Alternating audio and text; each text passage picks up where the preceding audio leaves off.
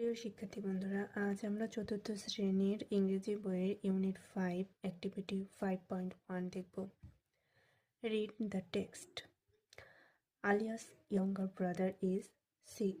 আলিয়ার ছোট ভাই অসুস্থ। দ্য ডক্টর অ্যাডভাইসড, ডাক্তার পরামর্শ দিয়েছেন, হার ব্রাদার তার ভাইকে, টু টেক নিতে, ওরাল স্যালাইন খাওয়ার স্যালাইন নিতে। ডাক্তার তার ভাইকে খাবার স্যালাইন খাওয়ার পরামর্শ দিয়েছেন। The doctor also told, doctor আরও বলেছেন, দেম তাদেরকে, how to make oral saline কিভাবে খাবার স্যালাইন প্রস্তুত করে। ডাক্তার তাদেরকে খাবার স্যালাইন তৈরির পদ্ধতিও বলেছেন। Instructions for making oral saline, খাবার স্যালাইন তৈরির নির্দেশনাবলী। ফার্স্ট, প্রথমে, clean A jug, a glass and your hands properly. প্রথমে একটি জগ, একটি গ্লাস এবং তোমার হাতগুলো ভালোভাবে পরিষ্কার করো। দেন এরপর পুর ঢালো, ইন হাফ এ লিটার আধা লিটার অফ পিওর বিশুদ্ধ ড্রিঙ্কিং ওয়াটার খাবার পানি, ইনটু দ্য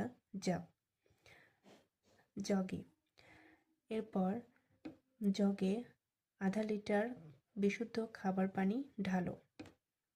নেক্সট, তারপর take a handful of molasses, এক মুঠো গুড় অর সুগার চিনি, অ্যান্ড এবং add it into the water পানিতে মেশাও। Next, take a handful of molasses sugar and add it into the water. এরপর এক মুঠো গুড় অথবা চিনি নাও এবং পানিতে এগুলো ভালোভাবে মেশাও। আফটার দ্যাট, এরপর take now a pinch of salt, এক চিমটি লবণ, অ্যাজ মাচ অ্যাজ যতটা সম্ভব, ইউ ক্যান হোল্ড তুমি তুলতে পারো, উইথ 3 ফিঙ্গার্স 3 আঙ্গুল দিয়ে।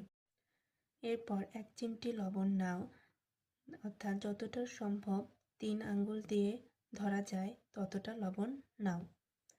মিক্স দেম তাদেরকে মেশাও, ওয়েল ভালোভাবে, উইথ এ স্পুন একটি চামচ দিয়ে।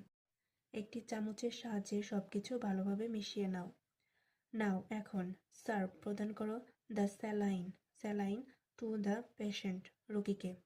এখন রোগীকে স্যালাইন পান করতে দাও।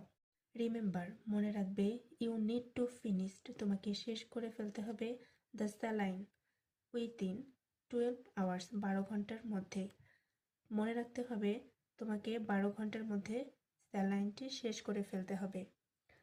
প্রিয় শিক্ষার্থী বন্ধুরা, তোমরা আজকে একটি গুরুত্বপূর্ণ বিষয় সম্পর্কে জানলে, খাবার স্যালাইন কিভাবে তৈরি করবে।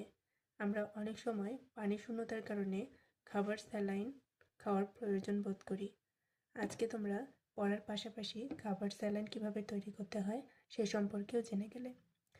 এতক্ষণ সাথে থাকার জন্য তোমাদেরকে ধন্যবাদ। পরবর্তী ভিডিও পেতে অবশ্যই ক্লাসরুমের সাথে থাকবে। ধন্যবাদ।